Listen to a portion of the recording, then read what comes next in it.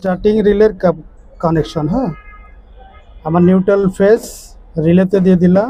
এখান থেকে নিউট্রাল এক প্রান্তে চলে গেছে এবং ফেজটা এসে আমার আরেক প্রান্তে চলে গেছে।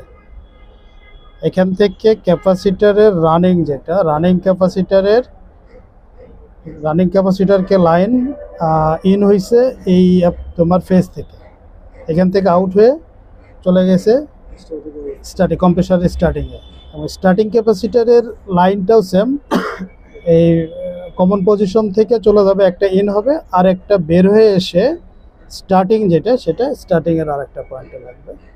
আর এই দুটো হচ্ছে এটার সোর্স। আর এই তোমার নিচের পোর্ট দুটো, এই দুটো হচ্ছে সুইচিং। এটা নর্মালি ক্লোজ এখন আছে, এটাকে লাইন দিলে এটা ওপেন হয়ে যাবে।